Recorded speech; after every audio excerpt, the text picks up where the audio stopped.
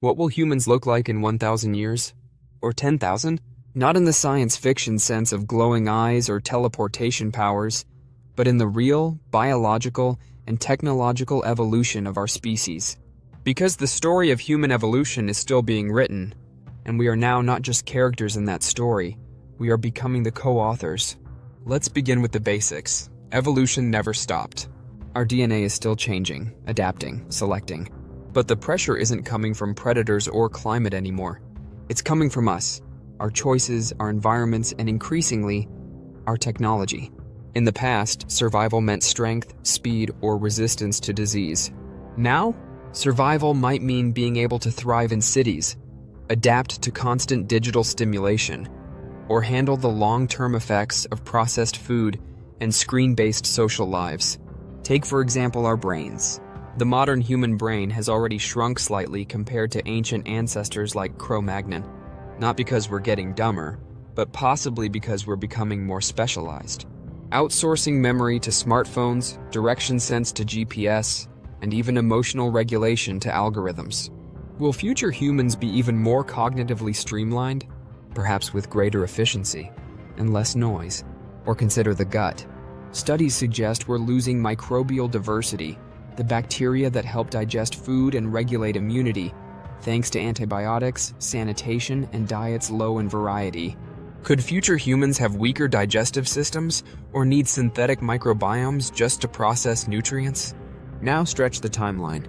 Climate change is pushing humans into new extremes.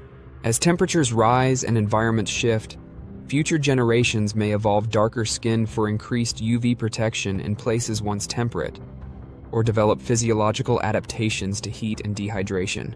Meanwhile, sedentary lifestyles are already affecting our bodies. Spines adapted for walking long distances now slouch over desks and screens. Could we eventually evolve to be shorter, with curved necks or more efficient sitting postures? But this is where biology meets engineering. Because unlike any other species in history, we're not just waiting for evolution to do its work. We're editing it. CRISPR and other gene editing tools have already been used to alter embryos, legally and controversially. We're approaching a time when inherited diseases may be preventable, but it doesn't stop there. What if we could enhance memory, intelligence, or physical endurance?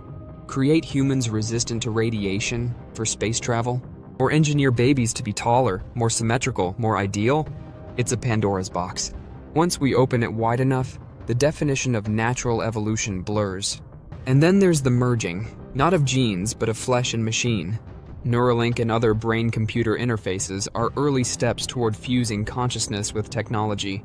Imagine future humans with instant access to the internet, memory backups, or real-time language translation, all without lifting a finger. Will this be the next leap? Not Homo sapiens, but Homo technologicus? And if our minds can live inside machines, what happens to our bodies? Do they become obsolete? Decorative? Optional? Of course, none of this happens in a vacuum. Evolution, natural or artificial, reflects culture. Our values, fears, and priorities will shape what we choose to keep, what we change, and what we discard. But here's the deeper question. Should we evolve just to survive, or also to thrive? Will the future human be stronger, smarter, more peaceful? Or will our modifications lead to unintended consequences, loss of empathy, inequality between enhanced and unenhanced, or even speciation, where we divide not by race or class but by biology itself? And what if AI evolves faster than we do? Right now, machines are learning at exponential speeds. Could there come a point where we're no longer at the center of our own evolutionary story? Could the next phase of human evolution be not human at all? Here's the paradox.